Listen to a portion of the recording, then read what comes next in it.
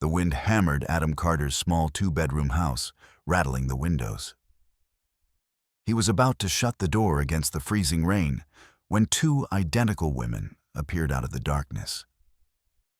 One leaning heavily on the other, both drenched and pale with fear. "Please," the taller one gasped. "Just for one night." Adam didn't know their names or why they kept glancing over their shoulders. But with his 9-year-old daughter asleep in the other room, letting strangers in was the last thing he should do. Still, something in their eyes made him step aside. Before we dive in, drop a comment with where you're watching from, and don't forget to hit subscribe for more videos like this. Let's begin. Adam shut the door behind them, the storm instantly muffling to a dull roar. The women stood dripping on his worn rug, shivering as water pooled around their boots. "You're freezing," Adam said, grabbing the old army blanket from the back of the couch. He handed it to the one who'd spoken first. "Here, sit by the heater." They hesitated, exchanging a quick glance before stepping closer to the small space heater glowing in the corner. "Thank you," the quieter sister murmured, her voice soft but edged with exhaustion. Adam crouched to adjust the heater's angle.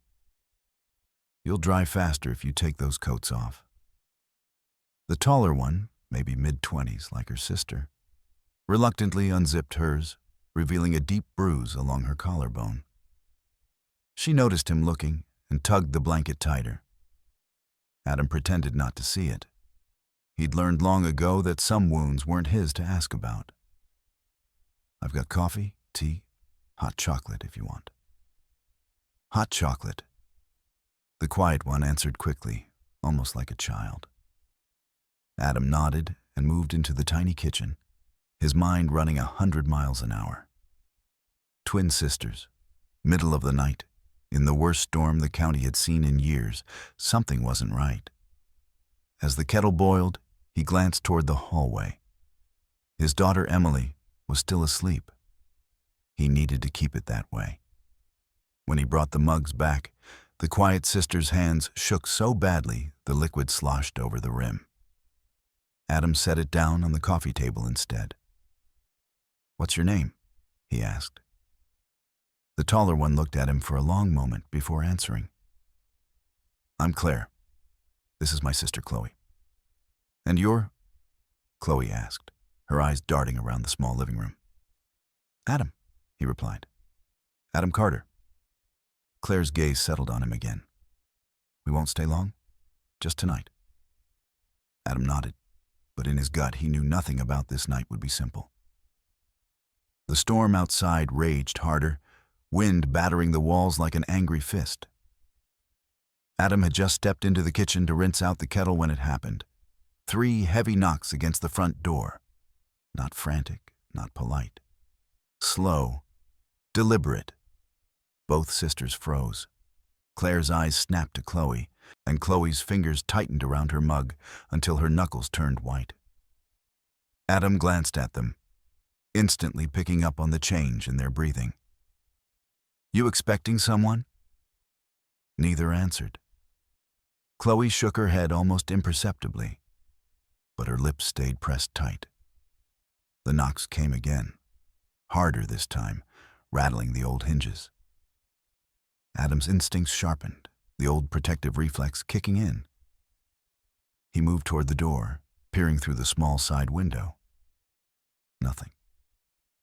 The porch light swayed violently in the wind, casting warped shadows over the empty yard.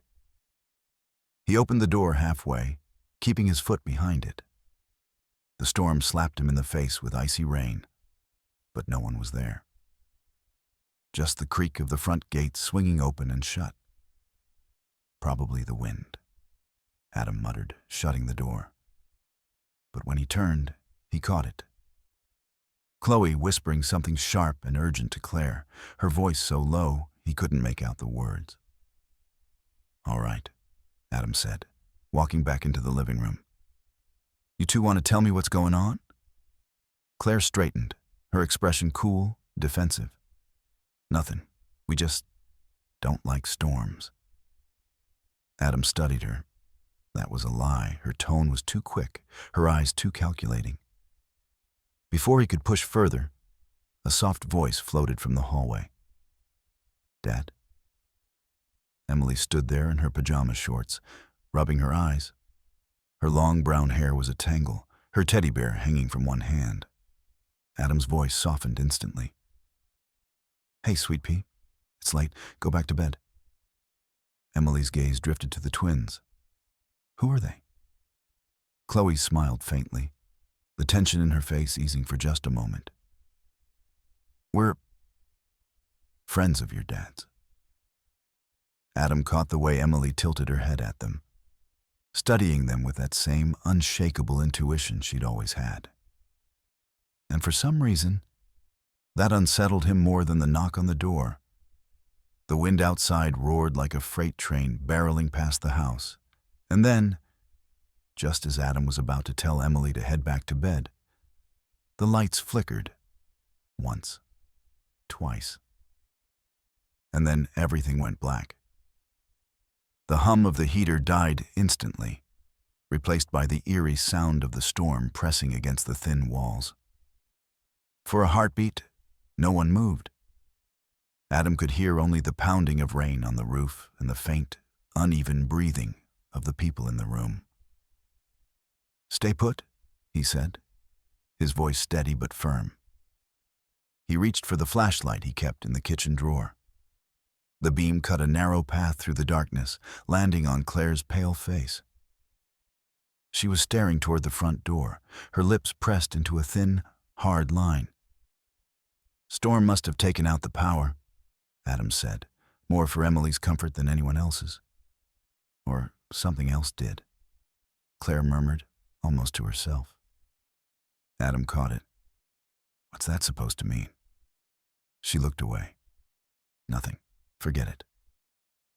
Chloe, sitting on the couch with the blanket, wrapped tightly around her shoulders, gave her sister a sharp look, one that seemed to say, "Stop talking." Adam's jaw tightened. He didn't like secrets in his house, especially not when his little girl was involved. "All right. I don't know what's going on with you two, but I need the truth if you want to stay here tonight." Claire's eyes locked on his, and for a moment he thought she might actually tell him. But then Emily yawned, hugging her teddy closer, and Claire swallowed her words. "Dad, it's cold," Emily whispered. Adam turned to her, softening again. "I know, sweetheart. We'll light the fireplace." He grabbed the box of matches from the mantel, struck one, and lit the crumpled newspaper at the base of the logs. The fire caught slowly, throwing a warm, flickering light across the room. Shadows danced along the walls, and for the first time since they'd arrived, Chloe's shoulders relaxed slightly. Emily plopped down beside her dad, still clutching her teddy. Chloe glanced at her, then hesitantly reached out and brushed a damp strand of hair from the little girl's face. Emily didn't pull away. Adam noticed and filed it away. The four of them sat in silence for a while, the only sounds the crackle of the fire and the distant roar of the wind. But Adam couldn't shake the feeling that the storm wasn't the only thing pressing in on them tonight. And when another noise came, this time the crunch of footsteps outside on his gravel driveway, he knew for certain. He put a finger to his lips, signaling everyone to stay quiet. The footsteps stopped. Then, slowly, the shadow of a man passed across the window. Adam's pulse kicked into overdrive.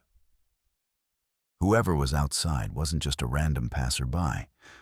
No one wandered down his rural driveway by accident, especially not in weather like this.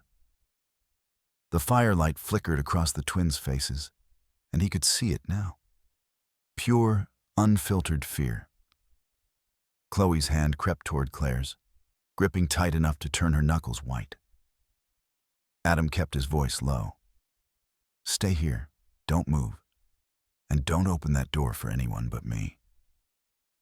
Claire's eyes widened. Don't go out there. You don't know who it is. I don't have to know who it is, Adam said, already pulling on his jacket. I just have to make sure they're not here for trouble. He flicked on the flashlight again, the beam cutting through the thin smoke rising from the fireplace. Emily clutched her teddy tighter, her little face pale. Dad, she whispered, her voice trembling. Adam crouched down, brushing her hair back. It's okay, sweet pea. I'll be right back. He stepped out into the storm. The wind slapped him in the face, carrying sheets of icy rain that soaked him within seconds. The flashlight beam swung across the driveway, catching a figure standing just beyond the edge of the light. A man in a heavy black coat, hood pulled low over his face. Adam's voice was hard. Can I help you? The man didn't answer. Instead, he took one slow step forward, boots crunching in the gravel. Adam tightened his grip on the flashlight, shifting it slightly so his other hand was free. Look, Adam called over the wind, this isn't a good night for visitors.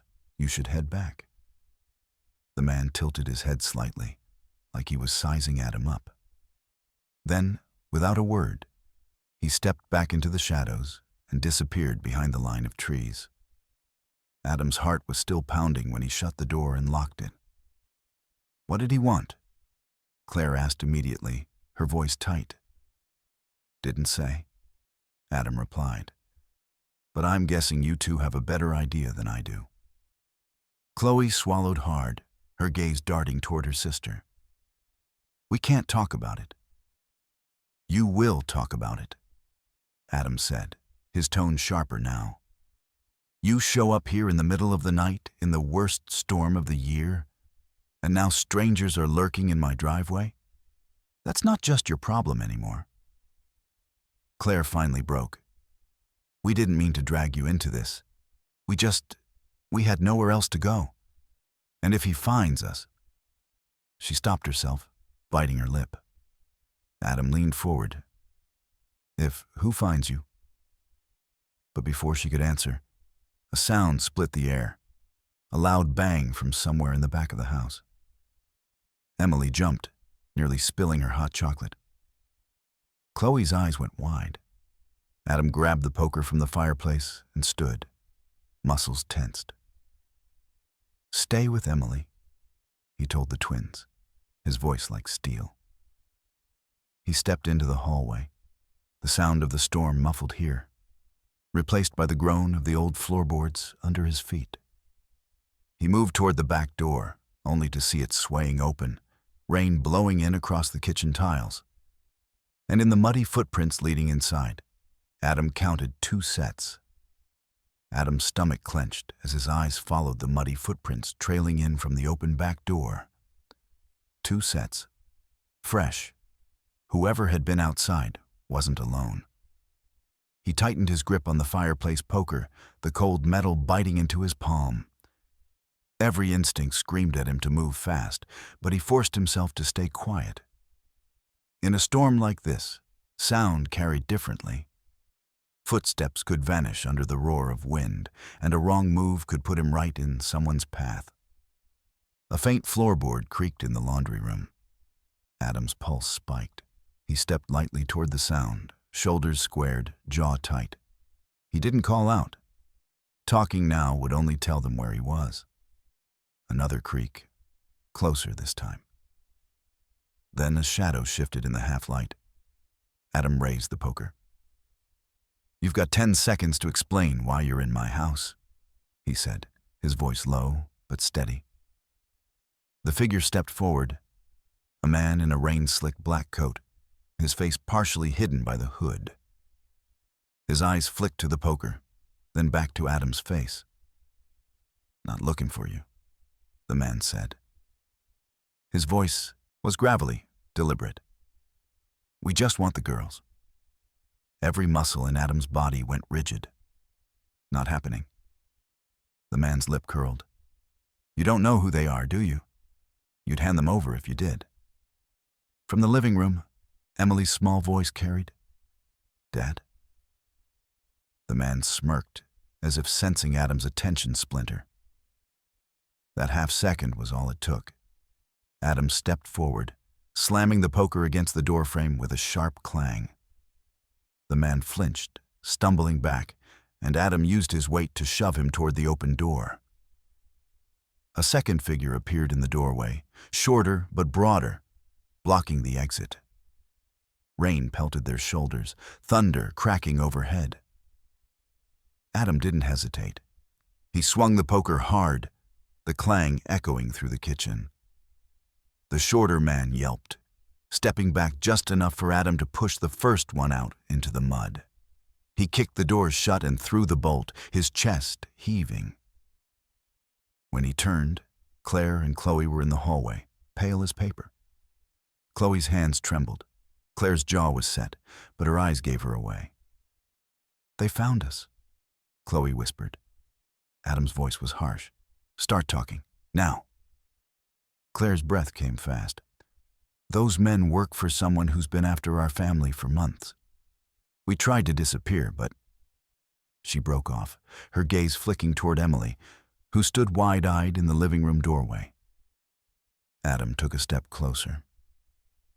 "If you want to stay here another minute, you tell me exactly what's going on. Because next time they come, I'm not letting them walk away."